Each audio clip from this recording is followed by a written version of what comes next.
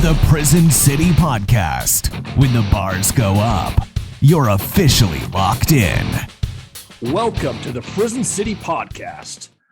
Not going to lie, I'm going to say it right off the bat. Tonight's episode is going to get very, very bizarre and weird.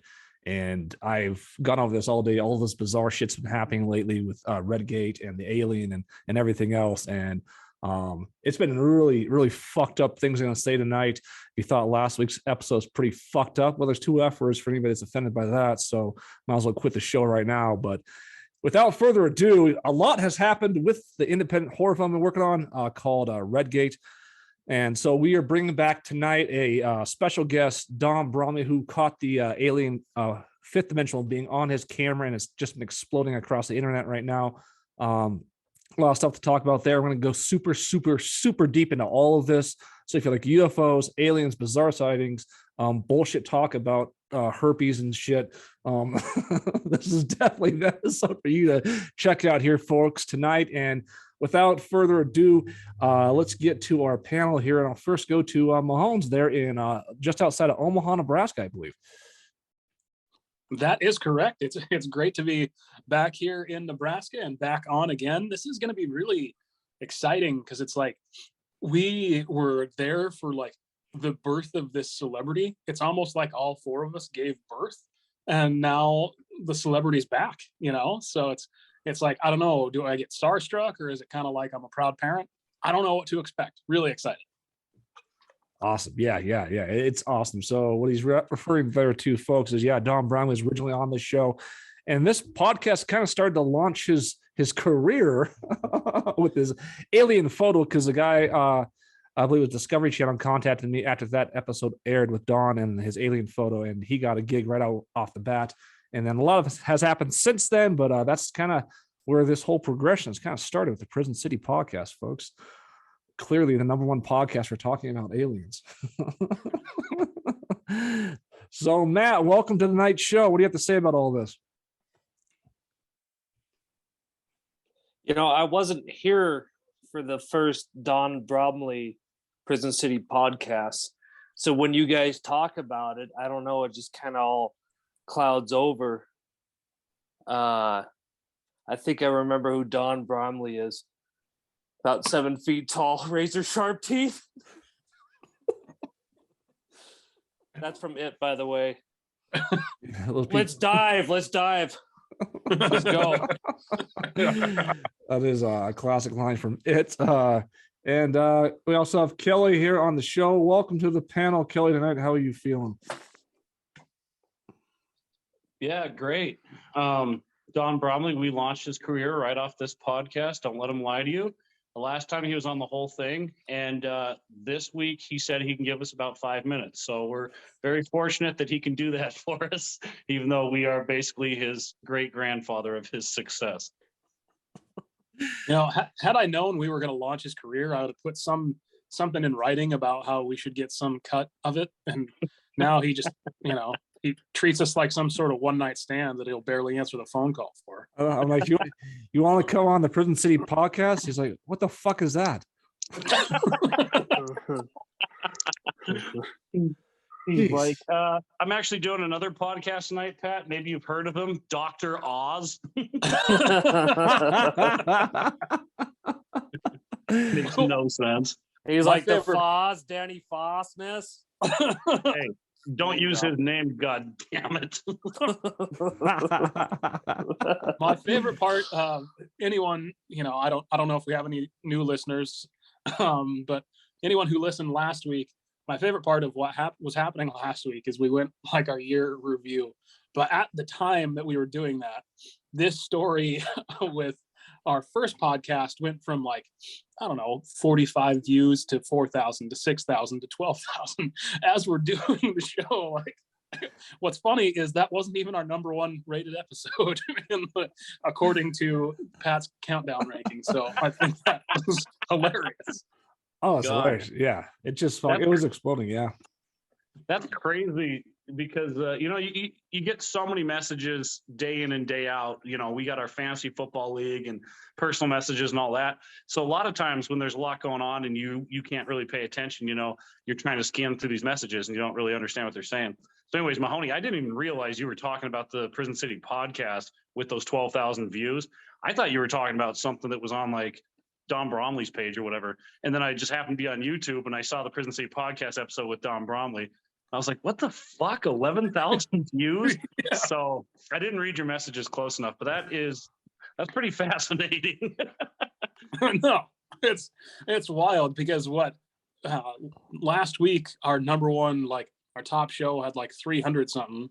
And I think this one's just like a hair above that now. So we're just barely nudged it out. So I do have good news here tonight. Don Bromley has actually left Jay Leno's studio and he's about to join our show. Perfect. He's like, Pat, I hope you don't mind. I'm going to have to do this in the back of my limo. Let's make it quick. Snorts a big line of Coke. Oh, yeah. Rockstar life, baby. Rockstar life. So maybe I'll give him a second here or two to get on before I go to my big ass monologue, which is at least 30 minutes long. Hey, so I just got to say, I'm watching... I got the ESPN going in the background, and that's one shot of Brady throwing the Super Bowl trophy across the boat. Remember that? Oh, yeah. Yeah, that's Don with his fucking trail cam footage. He's got that picture on the boat. Hey, Pat, Don actually just messaged me. He said, is it okay if I bring on another special guest tonight? Do you guys know Mike Lindell? Oh, here he goes. The number one non-special guest of all time. Ladies and gentlemen, God himself is joining the podcast. Gentlemen. Hey, God man, himself. Before you talk, how much is this going to cost us to have you on here today? We don't have much. Well, quit sending nudies. That's what's going to cost. I don't want any more nudies, especially you, Kelly. No, thank you. Thank you. Matt, what's up, buddy? You joined this one. Cool. Yeah, if he quits showing his nipple, man, it's nice to run into you again, man. Oh, Yeah. shit. I just got off a hour and 40-minute podcast. Well, Yeah, we only keep you here That's for fucking 3.5. Yeah. Yep. Hey, Don, I got one thing to say to you, man. You're too old to get tit, too young to get ass. Can you sign that somewhere? Is that a tattoo? I need that as a tattoo, I think. Lower back, maybe? Yes, please. Yes, I say, please. Don, last time I talked to you, I think I was in the back of your Jeep and we were heading up to the site and we had a case of beer back there, if you remember that. Creepy. No, I don't. I tried. My therapist said I need to forget it, but continue. And now, Matt, is that when you were on your way up there and you put on that full body length silver suit and stood in front of the trail cam? Is that what that was? It was actually a rodeo clown. It was a rodeo clown. But Jeez. it's either here or there. All right. So, Don, yeah, we were just starting here.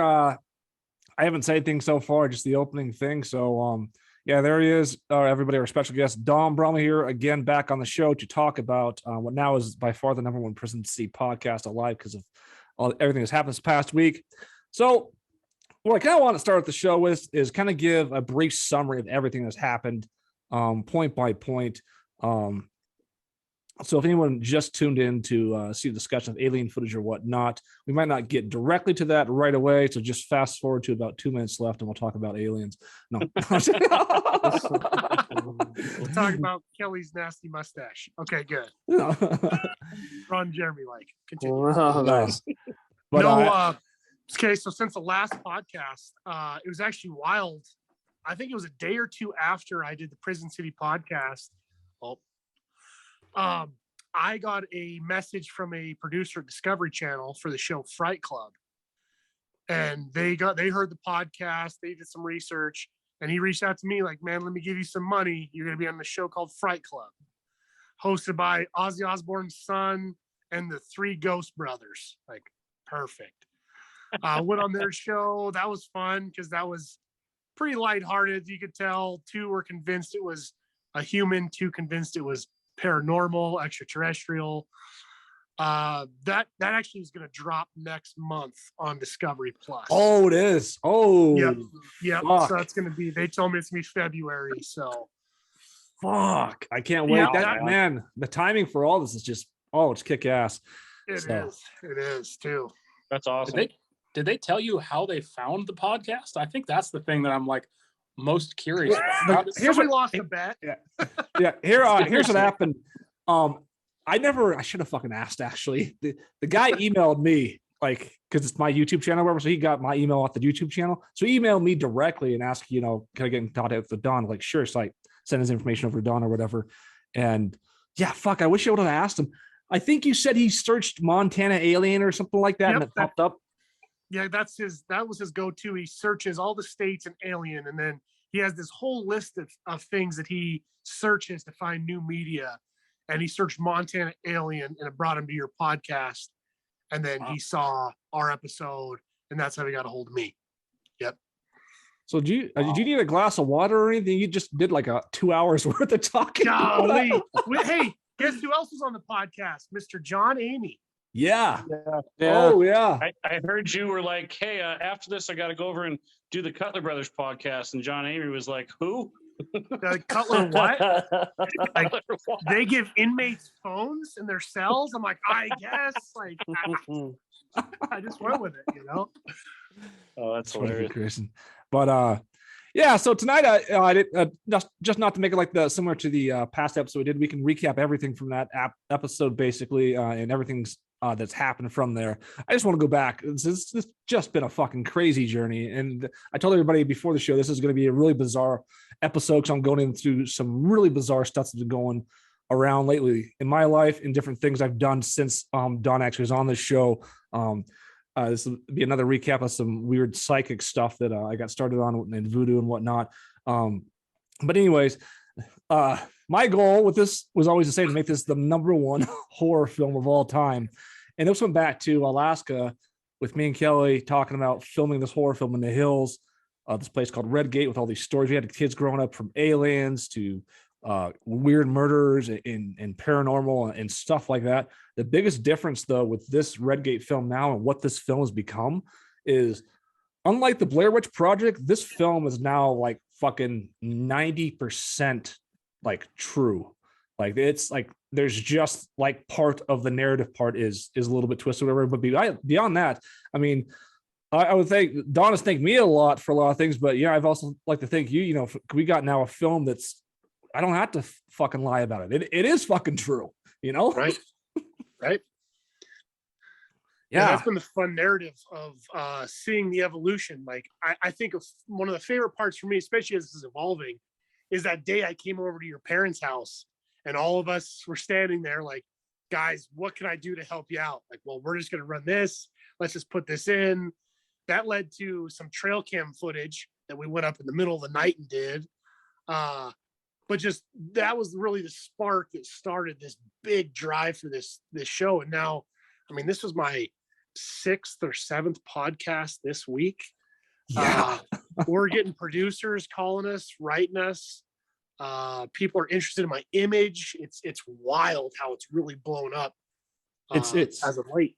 It's so incredibly crazy. Like, yeah, we got right now we have we're looking at a TV series that would probably, I mean, nothing's a done deal. It's a done deal, obviously, but I mean, we got multiple people in the TV industry contacting us and setting up. We're doing stuff tomorrow, and we're going to go forward with probably a TV series is going to kick off with this sometime to accompany the film. And it's just getting more and more fucking wild. And I entered it into its first film festival, and it destroyed all the categories pretty much as a film. The guy that is down helping us with this TV series watched the film last night. He thought it was fucking great. And I had another guy in Hollywood watch the film. He's kicking it around to people in elite levels in Hollywood with the different streaming services and all these different things. And he thought it was really good. So things just keep going up and up and up and up. I like to kind of start out with the latest things that have happened with this is that it's really kind of fucking weird. So After we had finished kind of the film, I think it was maybe November was the last screening we had of it. I started to reach out to different people and try to get a strategy for this is a badass film. It's every story behind it with the aliens really kick ass. So I found this app, it was called Mentor Cam, and you can reach out to celebrities. So I reached out to a high level executive in Hollywood and just simply asked him, like, you do a video, and then he does a video back like he talked basically. I just asked, hey, I got this kick ass horror film. I went over it. And he's like, what would you do if you're in my position? How would you get this out to the most amount of people? And he said a bunch of stuff back to me. But one of the things that stuck out to me was he said, get as much fucking buzz as possible, because that's going to sell your movie the most. So it's like, that hit me really hard. So then I reached out to an executive, a high level executive with Rolling Stone magazine. And I asked him, how, the second question was, how can I pitch this as well as possible? So then he give me a bunch of kick-ass ideas about how to pitch this with the photo and the never before seen footage and all this stuff. So then I took that, wrote an entire fucking Redgate press release, and I couldn't get it accepted by anybody for about a month. So I went for a month. I tried to get anybody to accept this press release. Nobody would. I found another app that lets you get you in contact with people in the media. And I found out through this app, I could send out 15,000 emails in 1 month. So I sent out 15,000 fucking emails on Redgate with my press release pitch in 1 month. And you heard from no one. No, I heard from, like, I got on a bunch of podcasts and stuff. I was hearing from people from different podcasts and things of that nature, and kind of low level stuff. And so I'm out in Pittsburgh after I did all this stuff. And I was like, well, the film still picked up. We got a festival awards coming in, and then I'm flying. This is where it gets kind of creepy and really kind of fucking weird. I'm flying home from Pittsburgh back to Montana, and I'm on a flight from Pittsburgh to Denver, and we're delayed, and I'm not going to make my connection at all. I'm going to have to stay in Denver and everything. And I'm just sitting there on my airplane with my headphones on and watching these movie previews, just kind of like, oh, these movies look so fucking good. I can't wait till the flight actually starts. I'm going to watch one of these movies. And I was just kind of bob my head up. I just kind of tilt my head down for a little bit. And then I swear to God, it felt like I tilted my head back up, and it was 3 hours later, and we were fucking landing in Denver. It was like one of the most bizarre things alive. And then as we're landing in Denver, I'm picking up my phone here, and all of a sudden, Don's actually blown up my phone. He has all these messages sent to me, and he's calling me. And then I'm like in this little airplanes. People are getting out, and I have to get out because I might actually make my next flight now. So I'm like trying to talk to him and everything. And he's like, dude, what the fuck? We're all over the news. We made the Sun magazine, the Mirror, two of the biggest newspapers in Great Britain. It's just exploding. So yeah, what do you think about that, Don? Yeah, I actually had a friend of mine randomly. I'm sitting in my house, my phone goes off. Hey, I wanted to show my dad your alien picture. So I Googled you, and you were every single link when I Googled Redgate, Montana. I'm like, oh, what do you mean? Like, it blew my mind. I'm like, that doesn't even make sense. And I look, and there's this shitty picture of me, like, looking up my nose from John Amy's interview on KXLF. Like, oh, man spots naked alien in the wilderness. I'm like, this is what I'm known for. Like, all right, well, and I start going through them, and sure enough, the Mirror and the Sun dropped the story. And on a side note here, fellas, and anybody listening, if you want to have a really good laugh, go to the Mirror or the Sun and go read the comments about my alien picture. Oh shit! I'll bring those up. I did not even think about that. Read them out loud for all of the world to hear. I'll bring those up. Yeah, because they missed the memo that it was a trail camera. So they're like, oh, well, it's Montana. All they have is a box camera to take these shitty pictures. Like, completely, like this redneck and his camera on the first Nokia phone ever. Like, these guys, the whole country crucified me. I think you're right on that, Don, too, because like when we went to Close Up out in Washington, D.C., they thought people from Montana didn't even have, like cars and shit. No. Yeah. I can echo that. I can echo. I also did that program, and I remember the first night we were there, we were telling people where we were from. They're like, "Oh man, so is it true you guys like ride horses at school?" No, I got a really old Mazda pickup. I wish it was a horse, but yeah. Hey, Don, what's weird is when I Googled your name, all that came up was that Pornhub video of you and that alien in that chicken coop. I didn't sign the release, and you never look in my eyes, so I don't know what you're talking about. $10 is $10. So whatever. Hey, John, I want to go back to one thing you mentioned about 5 or 10 minutes ago, but yeah, the day over at my parents, we were in the backyard. It was a summer day, we were drinking some beer and just bullshit, and we were talking about all this stuff. And I just want to put it on the record, for who knows what's going to happen in 2 months or 6 months or 5 years. But I want to put it on the record. Like, remember the last Prison City podcast? Afterwards, we went outside our apartment here because you did it down here in the office, and we were smoking cigars and I think drinking whiskey or something, and we were just bullshitting, saying, you know what, we can all work together to make like this thing or several things happen. And now, I mean, we're not even, I don't know when that podcast was, but we're just a few months later, and it's already like, how the fuck do we go from A to B? You know what I mean? Oh yeah, it's shaping all of our lives in a completely different manner. But in that moment, the first podcast, we all had that moment of like, what's it going to take if we put our heads together and actually promote this or move this forward? Where can we be? It's that we were talking about settling. Like as soon as you settle, you're done. As soon as you settle in life, we were talking about that whole aspect. And now, holy hell! I mean, this is like how many podcasts, how many producers, and we're just promoting this thing. We're moving it to the next level. It's fucking crazy, and all I've done is since it's been filmed, all I've done is try to strategize over and over and over. And the more this comes out, the more I have to adjust my strategy. So that's why in a week from now, I'm actually flying out to Miami to a business conference, and I'm just going down there to sell this 24/7 and get me even more ideas. Because I think I'm going to say this right now. There's this thing called inertia, and what happens with inertia is once you get so much fucking momentum. Once you personally get so much fucking momentum, even you yourself can't stop the momentum from coming. It just goes. Yeah. And I was gonna say, Pat, when you sitting there last night or whatever night it was, you're like, yeah, I'm going down to Miami for a business meeting. I was kind of like one in, one ear out the other. And you're like, no, I'm going to Miami. I was like, what the fuck? That's crazy because, people from Deer Lodge don't fly to Miami. You know how it is. Don and everyone else on this fucking podcast.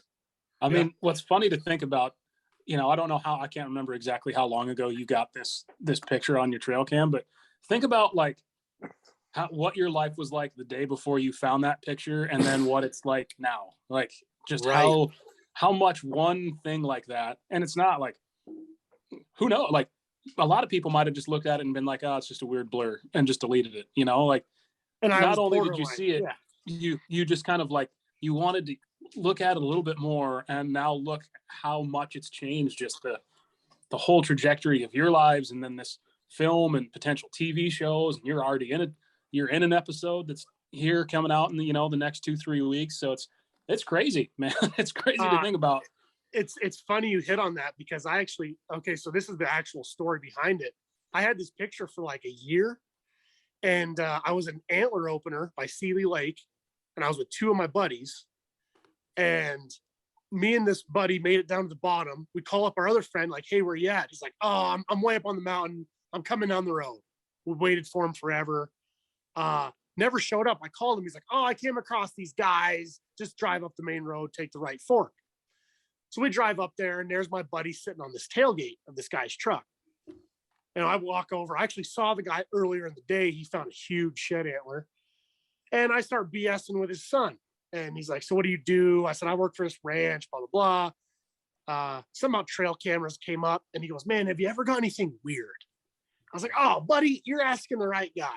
And this is where the picture comes to light. I scroll through, find it again. Look at this picture. He goes, holy shit, man, let me get my dad over here. His dad comes over, looks at it, he laughs. He goes, did you Photoshop this? I said, no, this is original. He goes, buddy, I produce my own show. I have all my camera gear in my truck. Sit on that stump. I'm going to hear your story firsthand. That led to the History Channel, which led to the notoriety that this has brought, KXLF, Discovery, and now all because my buddy didn't walk down to the truck that day 3 years ago. That's how it got picked up on. I called my buddy and I thanked him. I'm like, thanks for being lazy, bud. You set this whole trajectory up for me because you didn't want to walk off the mountain. So what yes, a butterfly effect, man. If he just decided to not do that, if he's decided to walk and meet you, like wild. Absolutely who knows wild. where, that picture could still, we'd never even be having this conversation. Who knows? Yeah. You could have deleted it. You could have just been like, why am I holding on to this anymore? Right. It's creepy as hell. That's why I kept thinking, like, I don't want this picture, Yeah. And yeah. Don, now that you're rich and famous, I just got to apologize that I didn't see the acting talent or anything in you back in 4th grade when I made you wear that dress at my parents' house. So maybe you can forgive me here soon. What are you doing? Hey, what are you doing, Kelly? I had to wear the dress, which is weird, but there was no cameras. So that was even weirder. Like, you're looking for acting talent, but I was in this dress and like makeup, and I had kept calling you uncle. Like, it was really weird for me, but I accept your apology. Where are you at, Kelly? You're in the dark. Sorry, I had to walk outside for a second. Oh, okay. So I'm gonna go here. I'm gonna go to the actual article from the Sun. We'll just skim through it really quick. It's pretty badass. So you see the top there.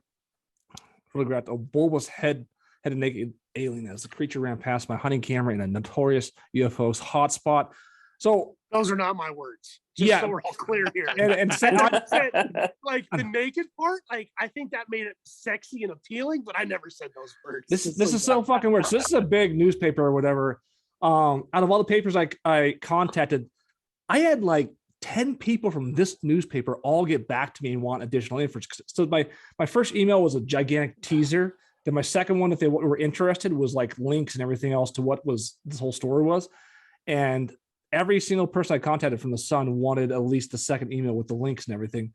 And this guy was the last one from the Sun that I had contacted, the very last one. Wow. And the weirdest thing is usually when you're going to publish something, you actually contact the person and say, we're going to publish it or whatever. Never got contacted, never replied back, nothing.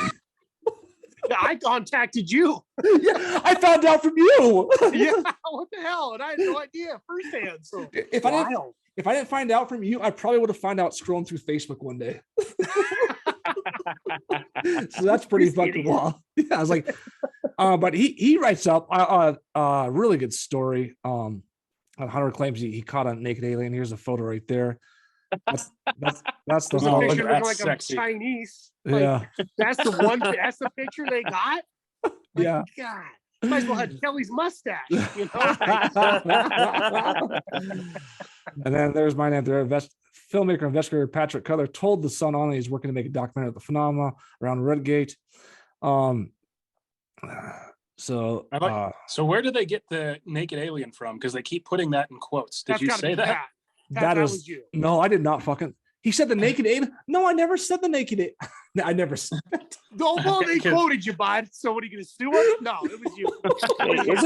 Isn't naked alien kind of redundant in a way? Aren't all aliens naked? Bingo. I mean, hey, bingo. Listen, we don't know if they wear clothes. Like, they could have fashion. You're telling me they might not have an alien Old Navy up there? Like, come on.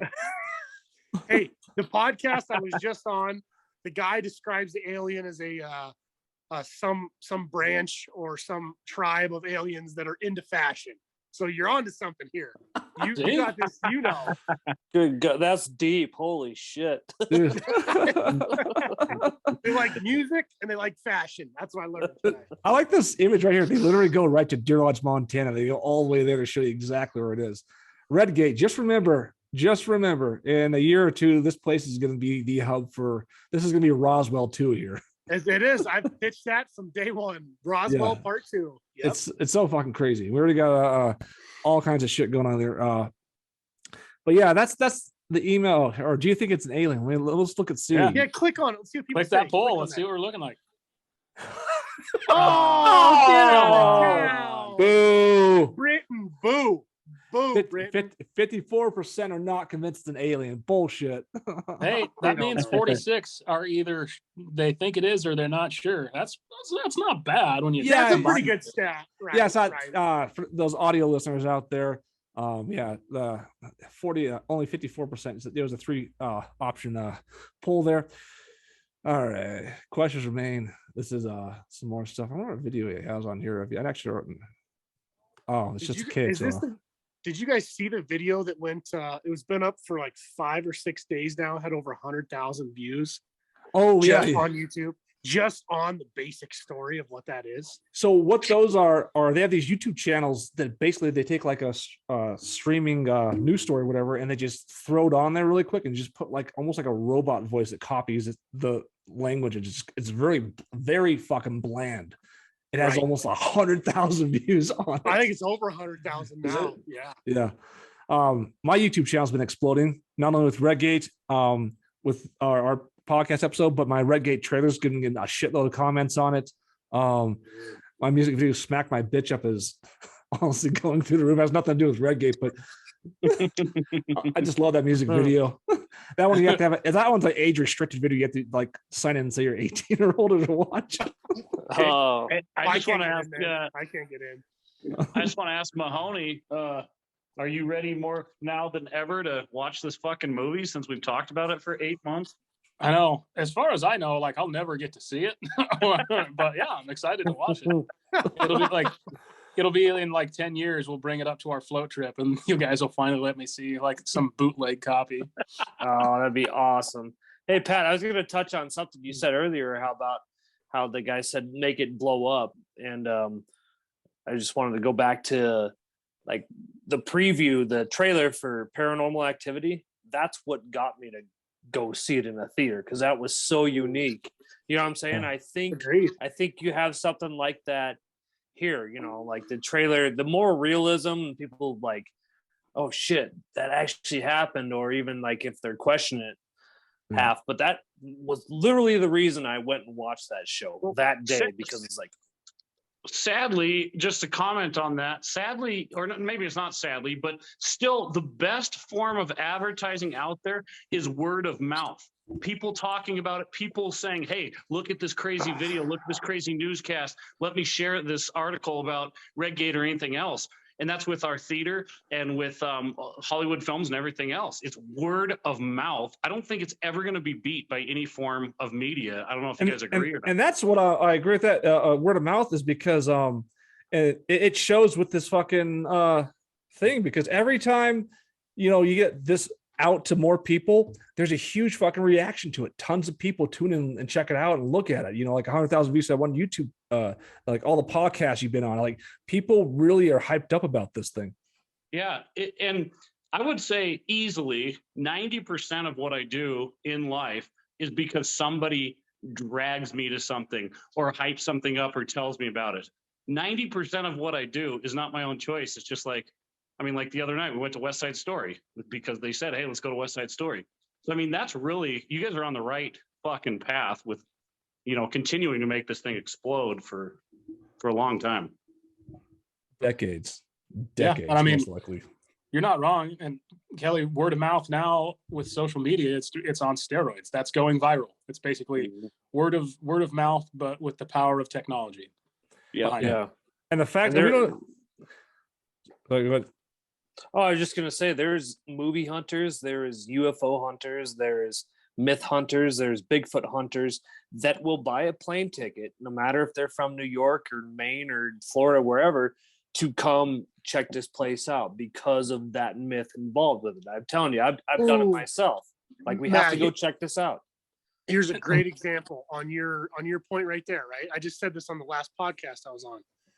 There was a guy, you remember World Weekly News, Bat Boy and all that shit? Yeah. Oh, yeah. Oh, yeah.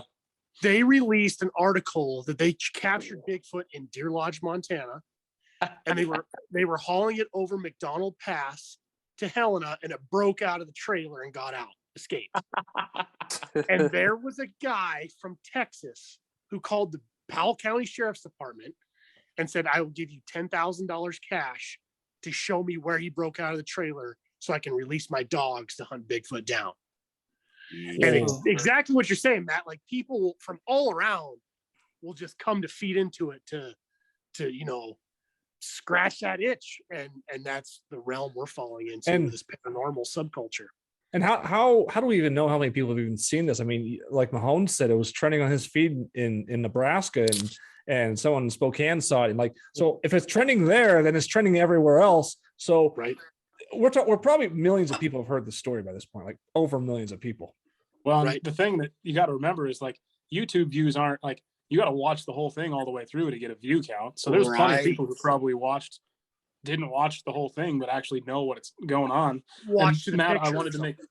I wanted to make one point on yours. You talked about all these, these movie hunters and other different types of hunters. You missed one, MILF hunters. Well, can we get them on the podcast? Or Yeah, I was just going to there's say a bunch in my area, so You're right, Mahone. That to catch a predator, people will drive a long way to, scratch that itch, right? God. You're welcome. Yeah, I think it's just funny, Kelly Mahons and Matt, that we finally make it, and we're gonna have all these fucking people knowing our names, and yet I'm the only one that's gonna be single.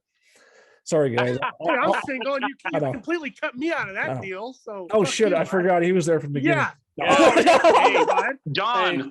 Don, that's because we're expecting Chris Hansen to come in behind you, with his little clipboard. What are you doing here? Hey, they said they were 18. I don't know.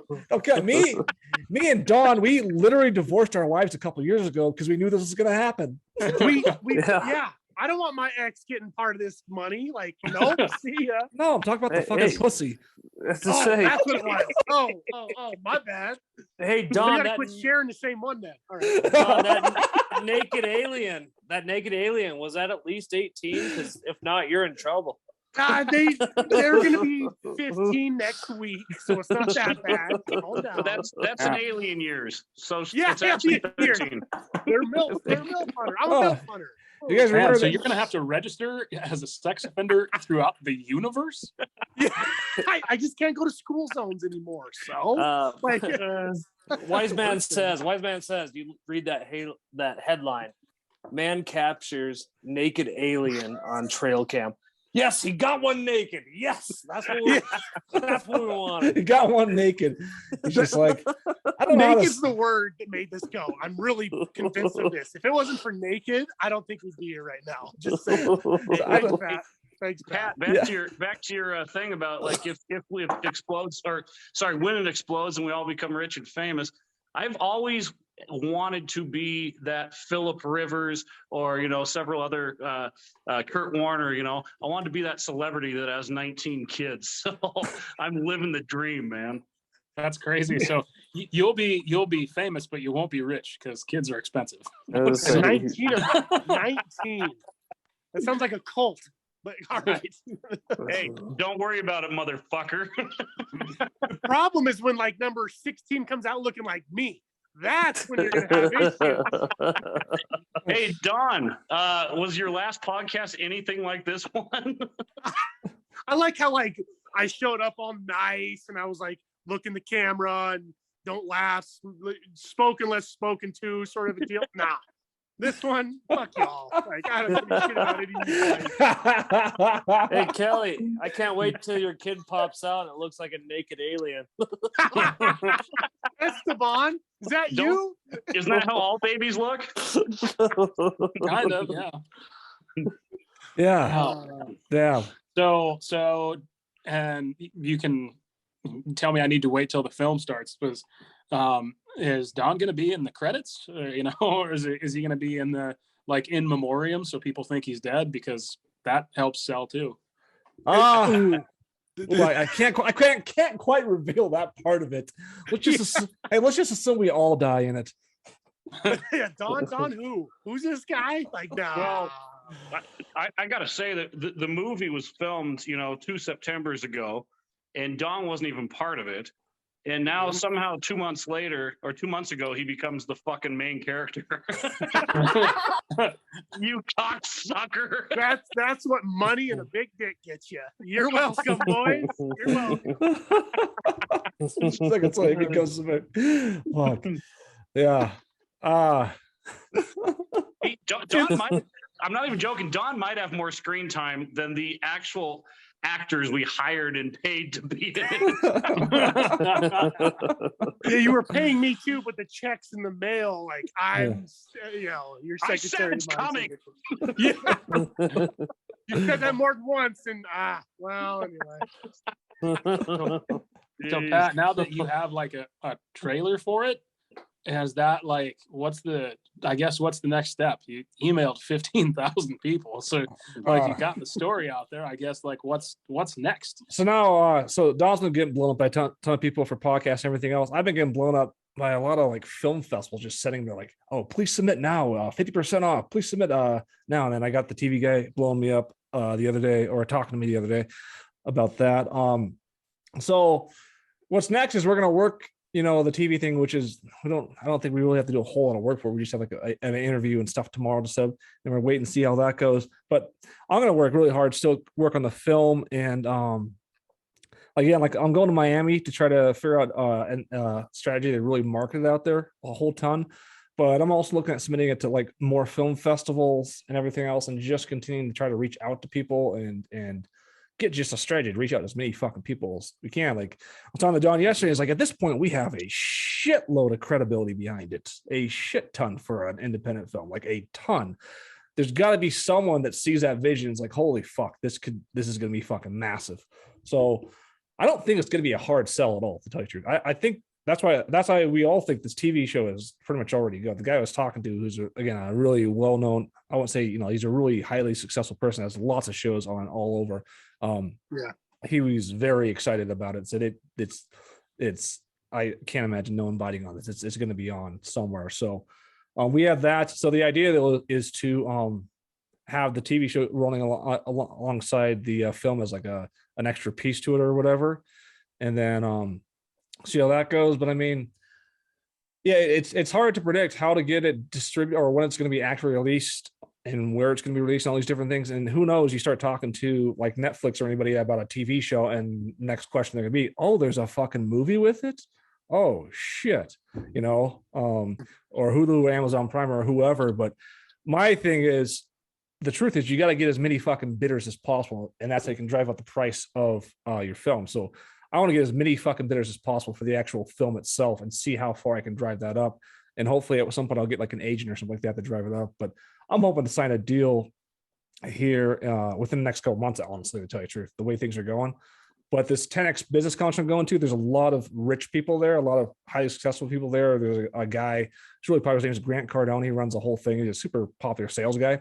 He's like a billionaire, and I'm just going to go there. And basically you do these things. They teach you a bunch of like skills about marketing things, but you also sit there for 3 days and just network with people. And they're like, oh, hey, what do you do? What do you do? So like, I can go up to like, what they want you to do is to go up, because they can't sell you on their extra stuff unless they know what your business is. So what they want to know is, what is your fucking business? So I got to go up right now and be like, I'm a fully feature filmmaker, and I have the best fucking horror film in my backpack. I want to mark this as hard as I possibly can, because it's going to be huge. What ideas you got for me? What do you got for me? What how can you help me? So, I mean, I'm going to get a shitload of ideas next week and a shitload of connections. And that's what I'm saying. The momentum is, I probably don't even need to do the stuff I'm doing next week, but I'm going to leave no fucking doubt on this one. I mean, we're probably up 20 points here in the fourth quarter, but I'm not going to sit there and run the ball at the middle of the rest of the game. Hey, I think Mahomes, how that works. Yeah. Well, actually, that's what you should do. A particular team that I'm a huge fan of, they had a really big lead in the second half of the biggest game. And what they did is, so instead of running the ball to secure the victory, they ran 5 times in the second half, and they went ahead and lost. So something to think about. I say, Pat, so are you going to go down there with like a portfolio of something where you're like, throw Dom's shit into there and all that shit? Like, okay, here's kind of like the thing that sparked it all, and all this stuff, kind of to show them like we have something here that's that's a really good idea. That's on my big board that I work on every day for what I'm working on every day. That's one of the things I've written down is what is my actual plan down there. And yeah, one of the things I wanted to have is at least on my cell phone have the alien picture and all that stuff on my cell phone to at least be able to like flip through it easily, like to show people like, do you think this is the fucking alien? What do you think? At least get people interested that way into it. Yeah, because I know from Don's stories that fucking sells pretty fucking easily. Big time. Yep, it does too. Yeah, man. And you should just do like classic sales stuff. And luckily you're a seasoned actor, so you know how to memorize. Is just get their attention, and then practice an elevator pitch and just give it to everybody, right? Like just that quick, like 30 seconds while you actually have their attention. It's like the easiest thing is just to pull for this one. All you gotta do is like just curious, just what's your opinion? Do you think this is an alien or not? Just asking out of curiosity. Tell me what you think it is. Yeah. Yep. Yeah. And they're like, yeah, what is it? And then they start talking. That opens the gates to a discussion. Like, well, I have an entire fucking film that we did document this entire thing. And we got a deal lined up pretty much with a TV series. I mean, you could kick that so fucking hard at this point. Oh, and here we are all over the national, worldwide news pretty much. I mean, International. Yeah. International. So it's You're like global. Say global news. I Yeah. like that better. Do you think global switch all internet? Yeah. So the pitch, I mean, yeah, just think about the pitch I can lay down right now. It would be, I mean, who's going to fucking not be interested in that? Especially, but I guarantee I'm not the only person they're trying to sell a movie. No, for sure. Pat, for our listeners, can you kind of give an idea of what the show might be about? Just so people know, like, because everyone's heard that's listened this far knows generally like what Redgate is and that whole situation. So what would a TV show look like about that? So have you ever seen I would say like Ghost Hunters or Bigfoot? Some of that. Yeah. We were gonna go out there. We're actually hunting. We're gonna go out there essentially and hunt down these locations and try to track down these UFOs and stuff. And that's what the show's gonna look like. It's all about what we're talking about the hottest, one of the hottest UFO areas in the country. And that show's gonna be entirely based on that. And for people that don't know, like, since I've been doing this, I started when I started working on the film, man, I had a couple stories. I didn't have that many. I just had a couple stories, and I briefly mentioned aliens. At this point, between me and Don, I mean, I got people messaging me like almost every other day, dude, you got to check out this stuff or that stuff. So the stories right now are just building and building and building. So it's become pretty fucking massive. It's awesome. And who have you thought about who you're going to get to play Dawn on the show? She's gonna be hot. She's gonna be hot. That's all I can say. Yeah. Blonde hair. I think doesn't Seth? No, he's a douchebag. No, I'm just kidding. I'm not. Check that checks out. Zach Galifianakis. Where the fern grows or something. What's this show? Yeah. I was thinking more Zac Efron. Thank you. Love you. Hey, Don. So give us a brief. I know you've probably talked about it 1,000 times, but when you first got this thing, did you ever see this happening, or did you have any goal, or were you just like, wow, that's fucking weird, and you started showing people? Was that your only thing? Yeah, when I actually first got the picture, I went to delete it, honestly, because I'm like, well, that's creepy as hell. And my camera's dead now and it won't work anymore. That sucks. But I had that moment of like, oh, I bet I got a couple buddies that I could freak out with this picture. You know, like, I'm just going to keep it, hold on to it. And I truly had no idea that this thing would go global. I mean, wow. Let alone us talking now. And I mean, by the end of next week, I'll be on 10 podcasts in the last, 14 days. Wow. And even what Pat was saying, like this producer, which I had a really interesting conversation with, when I was filmed for The Proof Is Out There for History, I sat down with a guy. I'm like, hey, this is a series. Redgate, the series, is a thing. There's enough in this valley, this area, you could build a TV show around. And he's like, yeah, okay, go fly a kite, crazy guy. Like, have a good one. Like, he didn't give me the time of day. So then when I'm talking to this producer that we're talking to, I gave him that same scenario. And he's like, man, I don't know if you're trying to compliment me or not, but I know what this has. I know the water this holds. Like this is the next thing, the next series, the paranormal subculture is in. Obviously it's a thing, so it's funny to see that shift from no, we're just gonna do a quick story to, yeah, this is something serious. I know. And again, it all connects to the fucking film, your image to the film, the TV series to the film. So you have this, right. The connection, it goes full circle. I mean, it's you have a movie to accompany the TV series. I mean, fuck.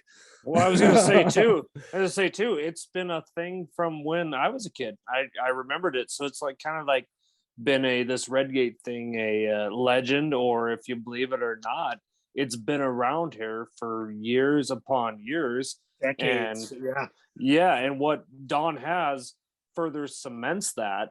So it's like if you didn't have that mythology or that legend leading up to this picture, it'd be a lot less, I guess, or a lot more dismissible, I guess. But you Agreed. do have that legend behind it, you know.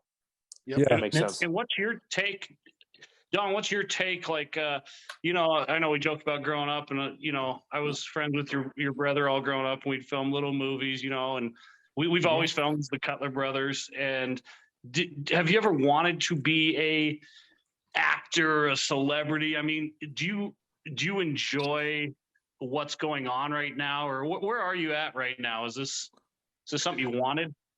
I guess I'm definitely, you know, even from back in filming when I was 8 years old, Groundhog's Day at your house, listening to "Come On Baby, Light My Fire," like that was fun for me. You know, it was a little creepy that you were into that so much, but anyway, you know, I was especially having my brother that was really into, you know, the arts and acting, and it was never really my jam, but this picture gave me the excuse to kind of go down that rabbit hole. Like, it's not so much the picture I like to tell people, it's more my personality and my story behind it that I've been able to pitch to make it successful. And that's been fun for me because, yeah, I'm the crazy alien guy. Sure. Perfect. Sign me up, because why not? I gotta tell you, man, and we know a lot of people, but to be successful, crazy, stupid successful in this world, I've had this conversation with Pat, you have to be as focused on one thing as possible. And Pat's doing that with Redgate, and we've all done it in some capacities in our lives. Man, I don't think I've met somebody that has been more focused than you have on one fucking picture that's basically taking you to the top floor. I'm serious. Like, you have taken that thing for 5 years or however long it's been, and you've used it to your advantage. Well, I mean, how many? I appreciate that. How long was it? How long was, like, with, because this was taken, you know, a couple years ago. How long was it kind of just dead to you almost, and then the KXLF interview happened? It wasn't so much KXLF. It was, I had the picture, I think, in the fall of 18. And I used that picture as like hey, you want to see something weird? What do you think this is, for, maybe a year.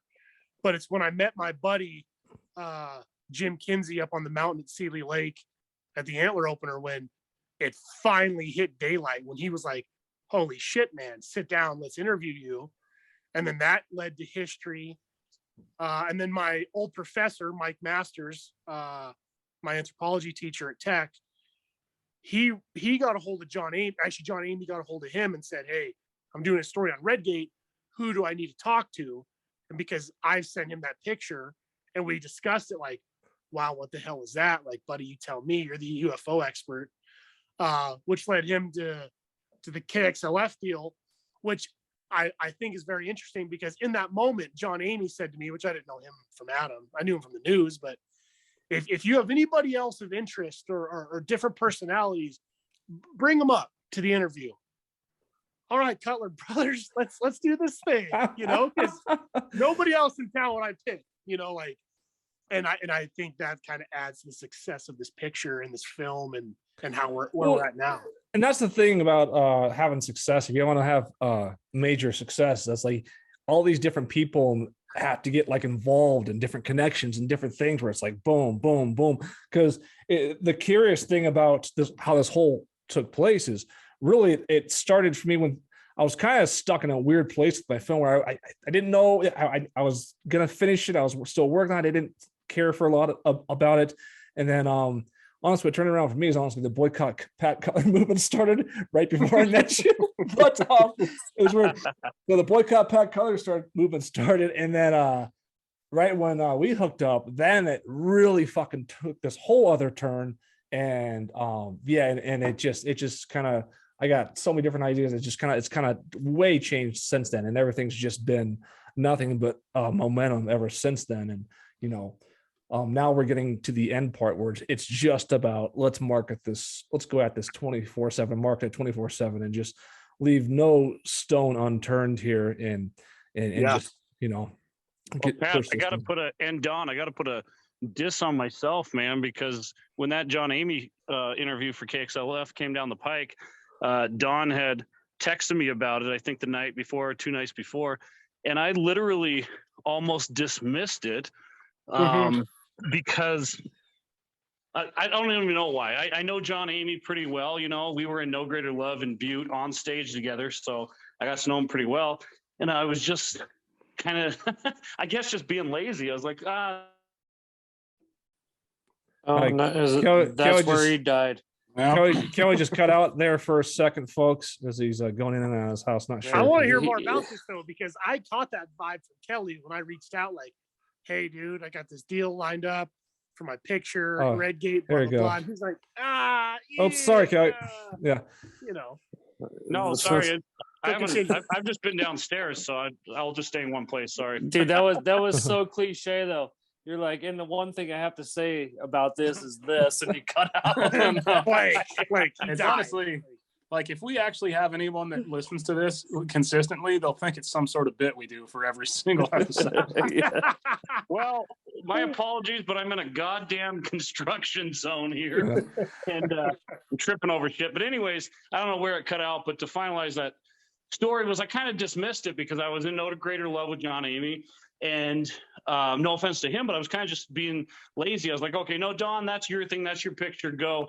But then I was like, you know what? Pat would probably want to be on that newscast. Pat would probably, or Redgate would probably benefit from this, you know? And I guess it's just a change of a mindset where it's like that story in the Bible, the story they tell in church all the time where you're sitting on your roof and it's flooding, you know, and a helicopter comes by in a boat and everything. And you're like, no, God will save me. And then you die, and then God's like, well, you dumbass, I sent you 3 opportunities to get off that roof, you know? So that was one of the biggest things. And then I was just like, what the fuck am I thinking? Like, you can be on KXLF. Why the hell not? You know, it's either go do that, take the step forward and do that, or it's just because you're kind of being lazy about it. So anyways, I'm putting a diss on myself just again, because I think this whole story in the end is going to be really fascinating how all of this shit came together with all of our little puzzle pieces with it, you know? Yeah. I can't remember what I was doing that day, but yeah, when Kelly messaged me, it's like, I want to go KXL, talk about Rick. I was like, oh, fuck yeah. Any opportunity that marketed or whatever. Yeah, for sure. You know, I'm there, man. And yeah, it kind of took off from there. It was great. I definitely caught that though, Kelly. I when I wrote you first, you're like, I got some shit going on. My hamster's uncle's in town. I'm like, oh, like, okay, like, all right, fine, well, hey, you know. Hey, Don, ask Mahoney when I met Mike Trout how that went. The legend himself.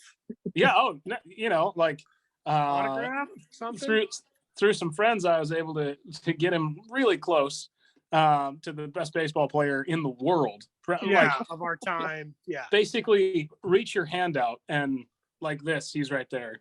And so I tell him, like, hey, man, that's Mike Trout. He's like, and he looked at him. He's like, oh. And then somewhat earlier in the day, someone had said something about this bowling alley we had planned on going to has a casino in it. And literally, he's standing next to one of the most famous athletes alive.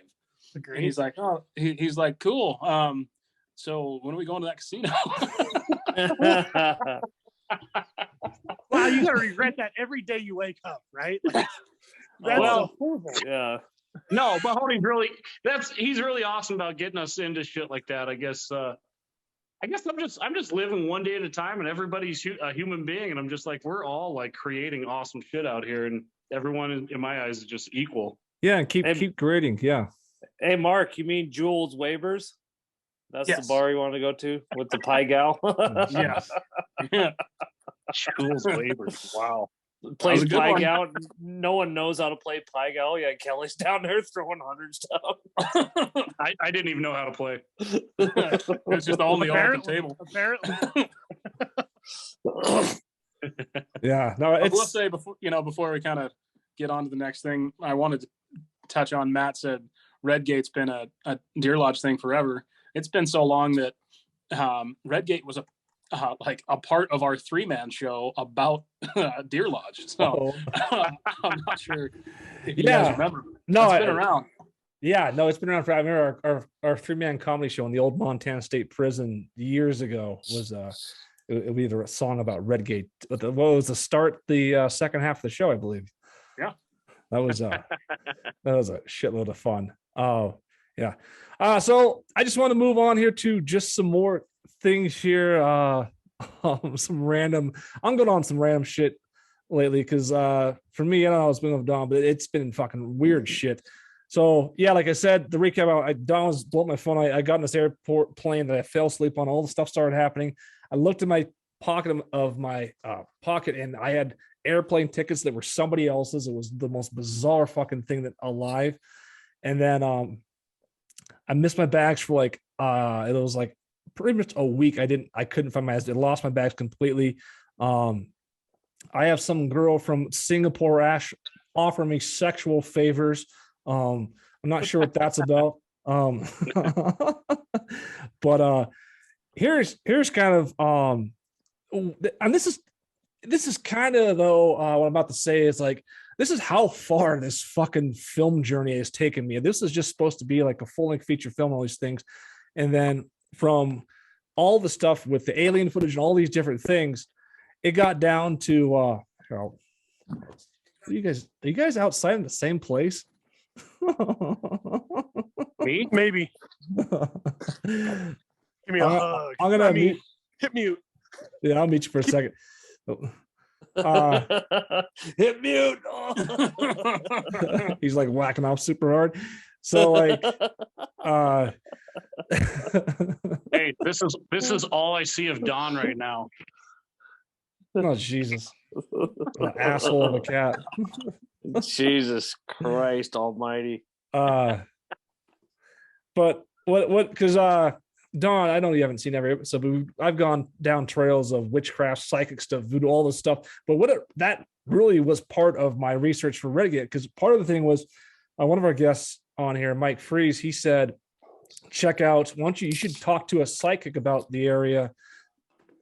Does everybody have to leave at the same fucking time? I'm still here, man. Keep going. Okay. Keep going. All right. I'm still on.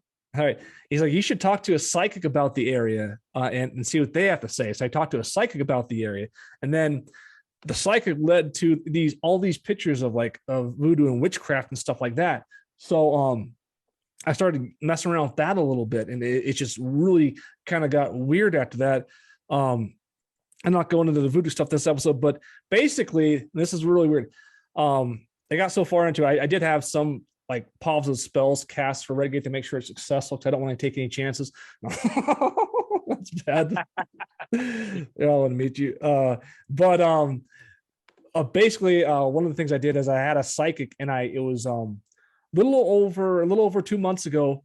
I had asked, I had a reading or whatever, and then at the very end, they said there's a pendulum reading. If people don't understand what a pendulum reading is, it's like this pendulum goes back and forth, and you just ask yes or no questions. And these guys do this for a living. So I asked them 5 questions, and 2 of them ended before 2022 hit, or 3 of them ended before 2022 hit, and all 3 were correct, which is really weird.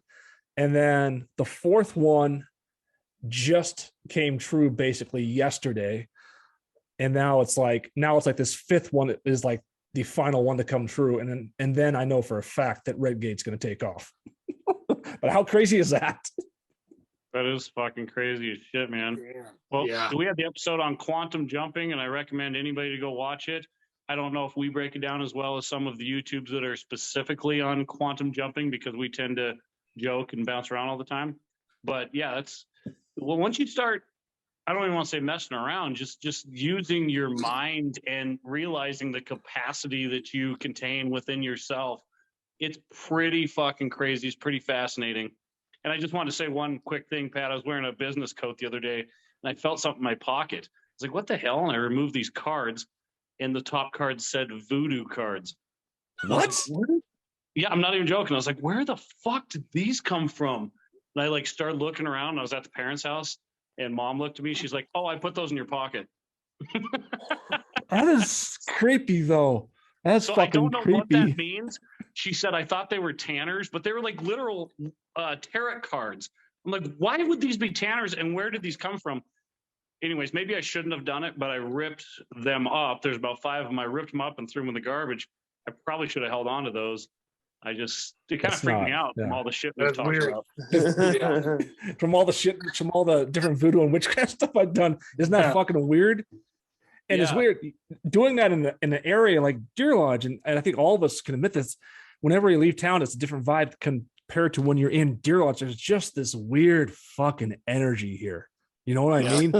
Mahoney says that all the fucking time. He says the weirdest shit. Well, you can put it in your own words, Mahoney, just how weird this town is, and you're never surprised about, anything that happens here.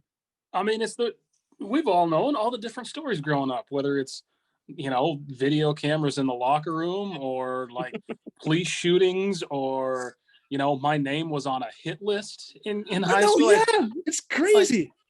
And there's nothing that you can tell me that happens in Deer Lodge. I'm just like, yeah, of course. Some old lady got kidnapped. Of course you did. Because of gold? Absolutely. Yeah, that happened. So Mahoney, you're saying you're not surprised that we could have alien present here in this town?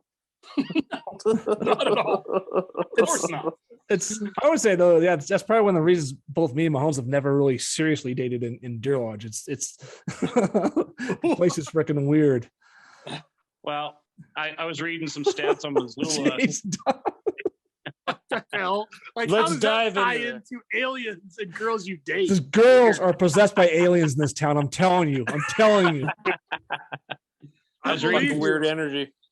I was reading some stats on Missoula because I was looking up the weather when we were coming home the other night from Vegas, and I just started reading about Missoula. Do you know Missoula is? I can't remember if they said it's one of the worst or the worst town for crime per citizen or whatever. What's that called? Per capita. Per capita. Yeah. So anyways, my point is, if Missoula is that bad, which I don't think Missoula is that bad, then what the fuck is Deer Lodge? Because there's 2,000, 2,400 people that live here, something like that. This has got to be Detroit on steroids, Agreed. It's weird. I'll tell you this, just from the energy, like before I left to Pittsburgh, I was really kind of like, I wanted to see my kids, but I was like, I didn't really want to go to Pittsburgh 2 weeks. I'd rather just come here and I could take a snowmobile and all this stuff. But I thank God Almighty that I planned my trip out to Pittsburgh, because right before I left, I just was feeling just weird and off and just strange. And I spent 2 weeks in Pittsburgh. The day I was leaving the airport, I was like, man, I'm so fucking at peace right now in Pittsburgh. I should just say fuck it and stay here. But I gotta finish this fucking horror stuff. I always say, Deer Lodge isn't for everyone, man. It really isn't. If you think about, we know a ton of random towns in Montana that are roughly the same size as the one we grew up in. How many of them in our lifetimes have you remembered hearing about a police involved shooting? That happens like almost once a year in Deer Lodge. Or more. Yeah. Yeah. They have one fucking tragedy that's like, oh yeah, Boulder, Montana is known for this, or Townsend is known for this. Deer Lodge, man, it's like a TV show. It's like fucking Dexter. Like, I'm not surprised. Sadly, very sadly, something happens here. I'm not surprised at all anymore. Yeah. I don't know. It's become a way of life. Cuts, are you saying it's like the Monsters on Maple Street, where basically there's two aliens with a keyboard just basically setting off different shit and making people go insane? That is the best Twilight Zone episode, just saying. Oh, it is. I think you're right, though. I think you're right. Well, someone had this idea that, there are alien presence has been here for a very long time. That sort of thing has happened. I just want to clarify. I don't say don't date in Deer Lodge. I just say be very, very careful. Noted. Yeah. This town, man, I honestly, I don't think I'm ever going to leave. I mean, I might leave for business or whatnot, or we got to film some movie scene somewhere. I really don't think I'm ever going to leave this town, and I've resigned to that fact. And I fucking love it here, but the weirdness sticks around. And when it happens, the tragedy, you know how usually a tragedy happens throughout our childhood and stuff, and it sticks with you for months or years, or some people that's what defines their life. Well, that can't happen here because there's a tragedy every other month, it seems like. And I don't want to be morbid, but it is. I mean, look at this. Just in the paper tonight, we all know the chick. she fucking went crazy on meth and was shooting up the cops and running into them with her car. It's like, is this Detroit? No, there's 2,000 people that live here. We know her very well. I'm never that's just gonna what happened leave. in the past couple days.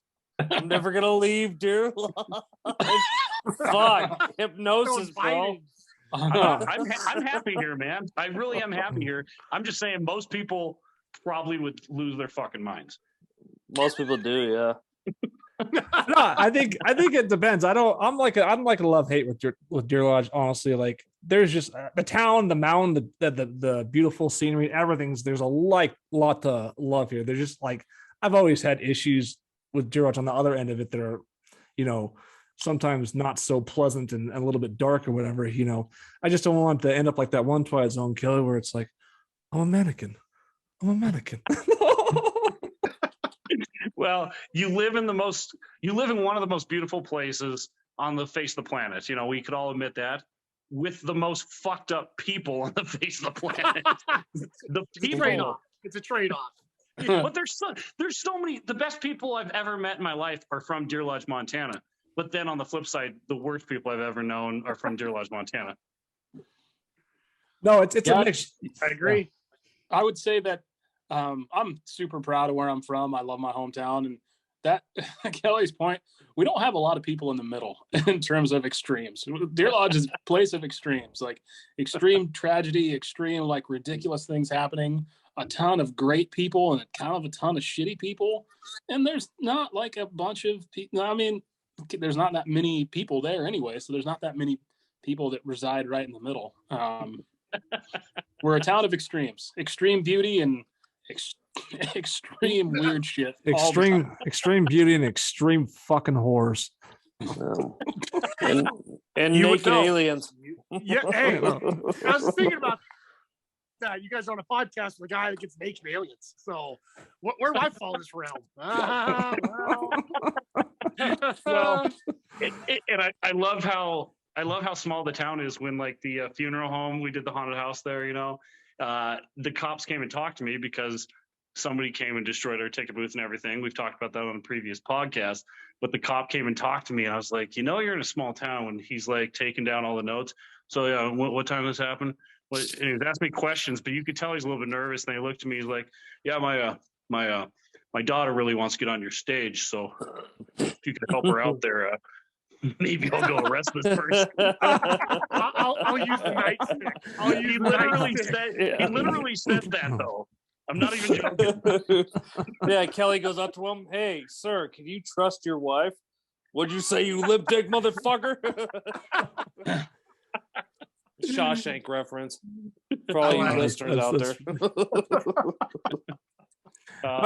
It's weird. I can feel the vibe. I know Kelly said he can feel the vibe. I can feel the vibe. A lot of great things happening, but I think it's going to be a really fucking bizarre journey here this year. I mean, with all the shit that's happened these first 2 months, sorry, Jesus. No, what are you in the future or something? You got a DeLorean? Damn, bud. 2 weeks. Deep breaths. Shit. Blow your cover. This has been one of the best starts in my life for the first 2 weeks of a year, and I think this is a fucking preview of what's going to happen. I mean, this is just the beginning, but I think things are also going to get. Unfortunately, I think things are going to get crazy on the other end of things. I think it's going to be a very, very crazy year, but at the same time, it's going to be a very, very highly successful year. But a lot of times you need the craziness to have the success in this. You can't just skip over part of it. So I just think a lot of strange things are going to happen, but I think we're going to have a lot of success. But everything the vibe right now for me just feels different. Like I quantum jump like 2 different dimensions in the Twilight Zone. Yeah. My goal has never changed in this entire run of things since we were doing shows down at the prison in high school and everything. I want Deer Lodge to be our hub. I want to do professional level Broadway shows here. I want to do our films and make this our mini Hollywood. And we just run the show. At least we run Cutler Brothers Productions right now, which is the show. And it's cool to see it all coming together when It seems it's like they say, or Warren Buffett or anybody else, Grant Cardone, they all say the same thing. Success goes like this, it just travels along this plane, this plateau, and then all of a sudden it just spikes up and it shoots into the fucking, stratosphere. And the same with making money and stuff. It all just kind of seems like, well, we're going nowhere. Then all of a sudden when it goes, it goes. And right now, man, we have that fucking pinball machine pulley pulled back all the fucking way, and it is starting to release on that metal ball, and that's seriously what I feel right now. And for those listening at home, he had his hand going like a flat line and talking about success, and he made sure that he showed his gold watch when his hand was going. Fancy. I don't remember what he said after I saw the gold watch. I was too enamored by the shiny gold watch. So. Good ploy you got going there. Hey, Don, you've always been a cunt. Hey, Mahoney. He takes off his gold watch. See this watch? It's worth more than your car. He throws it through the screen and somehow hits Don in the head. Yeah. I'm gonna melt it down and look like Island Boys pretty soon. Oh, so it's just all on page here. Hey, Don, you know what it takes to make money? It takes brass balls, motherfucker. What? You were on a metallurgy major, apparently. Hey, Cuts, just going off what you were saying, though, like here in a small town, you try something, you're going to have your haters, and you realize how quickly, like once you just go up and do that thing, how quickly those haters go away, because you said they've been for more or less derlogenized, Yeah. Yeah. Mm-hmm. Hey, you know what that psychic said? The fifth thing I need to do is to make Redgate happen. I need to go down to the Montana bar and fuck 5 random whores. I thought it was keep your virginity strong, but I read that wrong.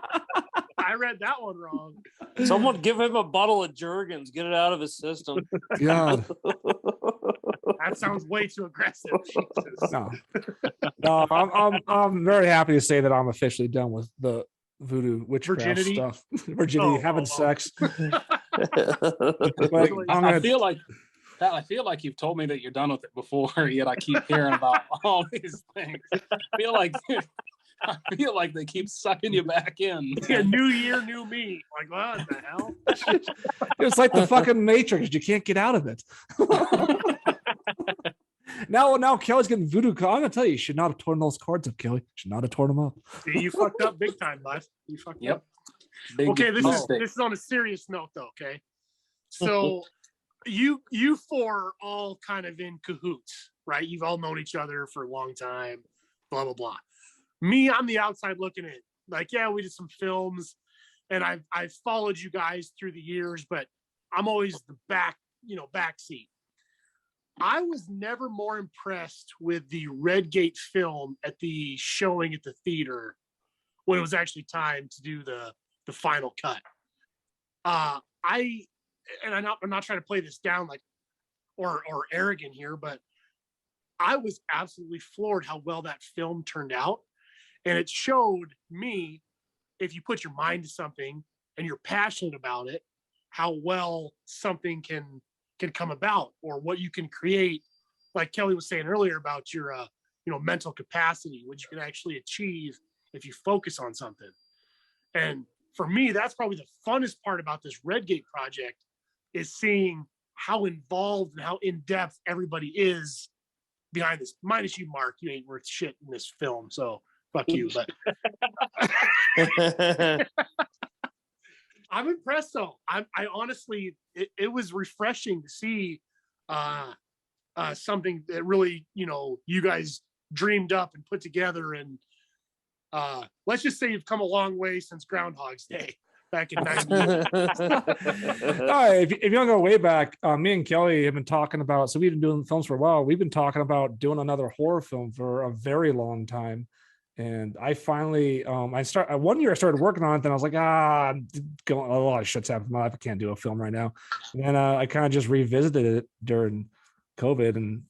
But no, before COVID, I wanted to say, I told Kelly, we can maybe plan for a year and a half maybe plan for 2 years, then finally film it. Then COVID kind of grounded me on everything. So I was like, fuck it, you want to do it this fall? Let's do it. And it's taken, a long time to get where it's at to that cup. But that's really good to hear, Don, because I've had two people who don't fucking know us at all, who have contacts all over Hollywood, the producer that we know right now, and the guy, I had a guy over break that I've contacted through at Amsterdam connections, because I got connections down in Amsterdam, believe it. And he said tonight, it was a great movie. He really enjoyed it. And my reply, I didn't want to sound cocky, but my reply was like, yeah, that's funny. You just messaged me that, because we're going to present it to a producer who's looking at kicking off a TV show to go along with it. Then he high-fived it or whatever on my messenger. Then my next message was, oh, dude, I totally forgot to show you. This is actually blown up all over. Here's a link to it. And I think he saw that and I was like, holy shit, maybe I should have jumped on this a little bit earlier, because this looks like this might be something big, because this guy has a lot of connections. So it feels almost like he hasn't talked to me since. It feels almost like he dropped his phone. It's like, I got to find a way to get this out to a lot of people really fast, because it's not going to be, this thing's not going to be available for people to sign for very long. I'm going to tell you that right now. Right. Yeah. And I say this all the time at the end of our podcast, but anybody out there listening, if you want to do something, just fucking do it, because I know we've been talking about a horror movie and Pat was writing on it for a while, but I think Pat mentioned it it couldn't have been more than 2 months, maybe less, before we actually started shooting, when he was like, should we film it? I was like, oh, you know what? Fucking September. Isn't that how it went down, Pat? Well, what happened was, again, COVID knocked everything. That we started filming Jesus Christ Superstar, the digital production, and then in the middle of that, somewhere along there, I think it was in April, or March, we started doing that. I was like, dude, I'm stuck here no matter what. We should just do a horror film after summer theater, and we kind of talked about it. And then I wrote basically in April. I wrote the entire opening and everything, and then we got busy with theater and things. And I kind of sat on it for a while. And then I kind of we kind of talked about it again, in the middle of summer, and it was about 2 months away. I was like, hey, do you still want to do this horror film? And you're like, do you want to do it? I was like, yeah, let's fucking do it. And then within 2 months, finished the entire fucking script, storyboarded the kill scenes, because this is my dedication to Prison Pizza. I storyboarded the kill scenes while working at Prison Pizza, looking at the mountain I'm going to do the kill scenes at. I did that at Prison Pizza. I was working there, and it wasn't busy or whatever. Those kill scenes were based off of Texas Chainsaw Massacre, and right? they're based off the Texas Chainsaw Massacre. Not all of them, but two of them are really highly tied to the Texas Chainsaw. I wanted, this is one of the biggest things, Don, from when you start to film stuff and you learn from your mistakes from previous films. I really wanted to just make the kill scenes as good as possible. If the rest of the film isn't perfect, fine, but the kill scenes have to come off as brutal as fucking possible, and that's what I wanted to portray. High five. Yeah. I watched it. I was shocked. True. Yeah, I couldn't believe it. Yeah, so that part I really enjoyed. It's worth the wait. The kill scenes are worth the wait. Every time I see them, I like the whole movie, but every time I see those kill scenes, I'm like, this is fucking like what you waited for. And just one quick thing before I go on, Pat, they say in Moneyball, and I'm sure all over the place, adapt or die. And that's why this film is having success, because it was adapted several times. Maybe it's done being adapted, maybe not. If it becomes a TV show, it's not being done. I think there's always going to be an adaptation to whatever you're trying to do in life. And as long as you're open and flexible, things are going to work out for you. Oh, yeah. And the other part is, when I tell people that 90% is true, is even when we first shot the film, I only had about 10, 15 scripted plays or scripted scenes in there, and everything. Shane Spears. Yeah, Shane Spears over here. All right. Kyle Shanahan preparing for the Super Bowl. All right. Great wrap. Right. Yeah. So the rest was just a lot of ad-libbing and a lot of ideas and structure like that. We really freelanced it up there for almost a week. Just freelanced it with the general outline and just shot and shot and shot in the middle of fucking nowhere. But and Mahoney's never seen it, so how does that work? Well, good is question. that by choice, or are you guys just being dicks and not letting them see it? They refuse to share. They don't want you to leave the podcast. Yeah. I don't think we've had the opportunity. But Don, without giving the movie away or the kill scenes or anything, maybe you can give like a 1 minute, if it's okay with Pat, like synopsis or what you thought of the film, or a couple things just to give Mahoney a little teaser for when we show it to him in 4 years. or ever. I was gonna say They're not even JB gonna 's- like when it's eventually in theaters. They're gonna send my name out to like Carmike and all the cinemas. Like, this guy can't come and watch this. Like this, He's he can't banned. be in school The biggest- zones and he yeah. can't watch our movie. So yeah. That's the biggest thing. Yeah, we talked about now, and I don't care if it's buried or not, but I know a lot of people, they'll go to these movies and stuff like say like Blair Witch, and they'll be so fucking disappointed. I love the marketing of Blair Witch. I thought the film sucked, honestly, but they'll be so disappointed because nothing ever fucking happens. It's just a bunch of storytelling and plot, and like, oh, look over there, but nothing ever appears. Looking eagle. Yeah. The Yeah, biggest but- thing, No, I'm the gonna- biggest I'm That gonna thing, follow being this. said, Pat, is nobody's done it before. I know. That's Yeah. the thing. and that's the thing though. People will go to this film and they'll know there's these kill scenes you got to watch. Just wait. You got to watch the whole thing because it's fucking nuts. Anyways, go ahead, Don. Okay. Yeah, I like this. I like this little because I'm the outside looking in, as I've hit on. Okay, so if I was to describe this movie, I would say it's a pretty good cross between paranormal and horror, and that's your real basis for this movie. That's the mindset you have to be in. You get that eerie feeling of paranormal crossed. It's like the movie Signs crossed with The Hills Have Eyes. I don't know why you're laughing. That's fair. It's just That's good. fair. I like That's it. good. That's good. Okay. If people, I was if, like, okay. if, Pat, mute that guy, Pat.